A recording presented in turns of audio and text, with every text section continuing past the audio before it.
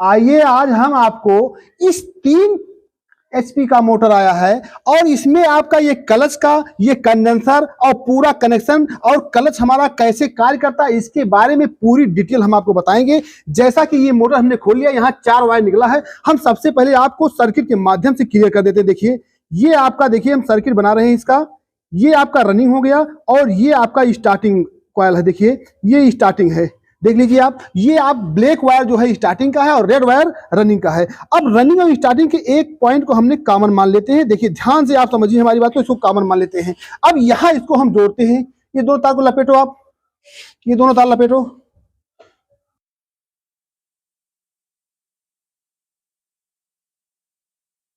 है इसके बीच अब क्लच का कनेक्शन करना है। क्लच का कनेक्शन बेहद आसानी तरीके से आपको बताएंगे, एक एक पॉइंट को बताएंगे। देखिए यहां से ये क्लच का 2 वायर है, देखिए ये क्लच का 2 वायर है, देख लीजिए आप ध्यान से, ये क्लच का 2 वायर है। देखिए ये क्लच का, आप देखिए कैसे काम करता है क्लच, हम आपको ये भी दिखा देते हैं, ध्यान से देखिए। देखिए ये यहाँ पर आपका ये पॉइंट है। देखिए जब आपकी मोटर की स्पीड, देखिए अभी यहाँ पर पॉइंट ये टच होगा, देखिए ये टच है अभी पॉइंट।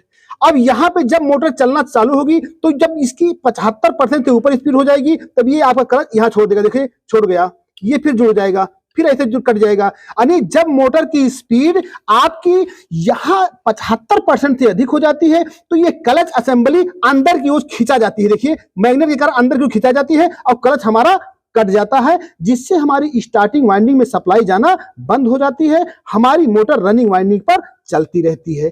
लेकिन आइए हम इसके कनेक्शन के बारे में आपको विधिवत बता देते हैं। जैसा कि ये आप क्लच असेंबली को हम दिखाए आपको, अब वहां रहने दीजिए। देखिए ये हम क्लच का दोनों पॉइंट बना दिए हैं, ये समझ गए होंगे। अब हमारे पास ये 2 कंडेंसर हैं, इसका कनेक्शन कैसे होगा ये देखिए। हमें क्या करना है, जो क्लच का पॉइंट है, क्लच के पॉइंट से हमें दोनों कंडेंसर को लगा देना। देखिए क्लच के पॉइंट से हमने दोनों कंडेंसर को यहां लगा दे रहे हैं, देखिए ध्यान से। और ये दोनों पॉइंट यहां जोड़ दिए आपका, देखिए यहां जोड़ करके, और ये यहां जोड़ दे रहे हैं, देखिए ध्यान से, यहां जोड़ दिए। अब यहां हमें सप्लाई देना है और यहां सप्लाई देना है। क्या होगा इसका पूरा क्लियर देख लीजिए।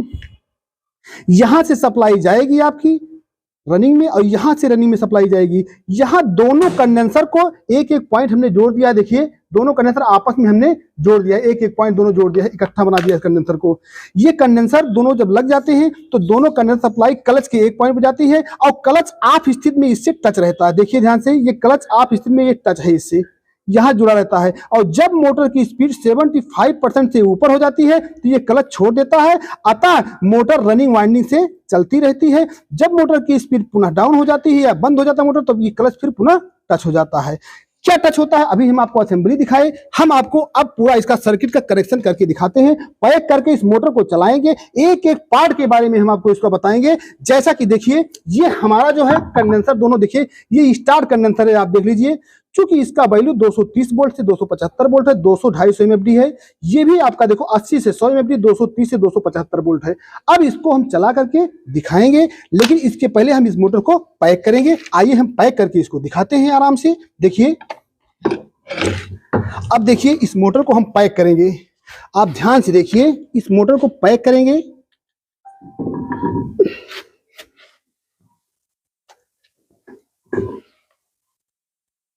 कनेक्शन का वायर इसको निकालो, यहाँ से निकालो कनेक्शन का वायर, कनेक्शन वायर निकालो आराम से।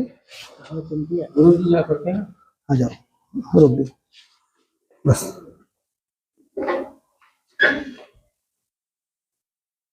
देखिए इसके बैक कवर को हमने यहां से टाइट कर लिया। देखिए थोड़ा सा इसको, थोड़ा सा हथौड़ी मार करके हम इसको थोड़ा टाइट कर लेंगे। देखिए और ये भी टाइट हो गया हमारा, और यहाँ ये भी टाइट हो गया है, इसके बाद ये भी टाइट हो गया है। यहां देखिए ये एक नट बचा है हमारा, ये भी टाइट कर दे रहे हैं, देखिए ध्यान से।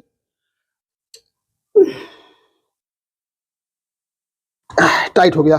अब आप देख रहे होंगे ये दोनों हमारे क्लच वायर हैं और ये दोनों आपके वाइंडिंग से आए हैं। ये रेड वायर जो है रनिंग का है और ब्लैक वायर हमारा स्टार्टिंग का निकल चुका है।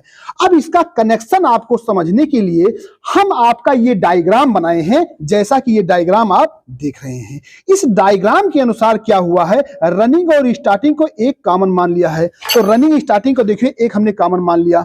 अब ये बात आपको समझ में आ रही होगी।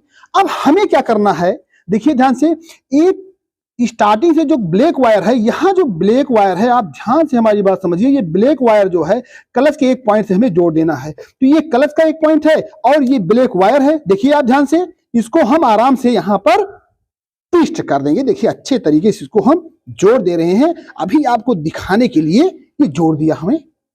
अब बचा क्या? अब हमारा जो है क्लच का एक वायर बच गया, यानी क्लच का ये वायर हमारा ये बच गया। देख रहे हैं आप, ये क्लच का दूसरा वायर है। आपके अभी हम आपको दिखा रहे थे, क्लच का दूसरा वायर हमें क्या करना है, ये कंडेंसर जो दोनों लिए हैं, ये देखिए एक कंडेंसर का एक पॉइंट, एक यहां जोड़ दिए हैं। अब इस क्लच से हमने इसको जोड़ दिया। अब देखिए ये भी आपको समझ में आ गया होगा, ये जोड़ दिया। देखिए ये समझ में आ गया आपको कि नहीं समझ में आ गया? क्लियर हो गया? इसको हम यहाँ पर सेट कर देते हैं थोड़ा सा। देखिए यहां सेट कर दे रहे हैं इसको, और यहां भी इसको सेट कर दे रहे हैं। ये देखिए सेट हो गया। ये बात आपको समझ में आ गई होगी। अब हमारे पास जो रनिंग बचा है, ये रनिंग का और ये कंडेंसर का एक दो पॉइंट है, देखो कंडेंसर का, इस पर हम जोड़ देंगे। देखिए ध्यान से, ये यहां जोड़ देंगे। इस कनेक्शन के अनुसार, सर्किट यहां बनाए हैं पूरा, इस कनेक्शन के अनुसार यहां पर हमने जोड़ दिया। अब हमें सप्लाई यहां देनी है, एक यहां देनी है और कॉमन पर देनी है। ये बात समझ में आ गई होगी आप लोग को, क्लियर हो गया होगा। अब देखिए इसमें महत्वपूर्ण बात क्या है, जब ये कट जाता है, ये तार जब पहले जुड़ा रहता है सप्लाई, तब इस समय ये 18 एम्पियर के आसपास करंट हमारा लेता है। लेकिन जब ये क्लच कट जाता है तो हमारा 10 एम्पियर के अंदर करंट लेना चाहिए। ये बात ध्यान होनी चाहिए। अगर ये करंट 10 एम्पियर से कम नहीं ले रहा है तो इसका मतलब हमारा क्लच जो है, क्लच असेंबली काम नहीं कर रही है। इस मोटर को पुनः निकाल करके फिर से इसका असेंबलिंग करेंगे। ये आपको विशेष ध्यान देना है, एकदम क्लियर करके हम दिखा रहे हैं।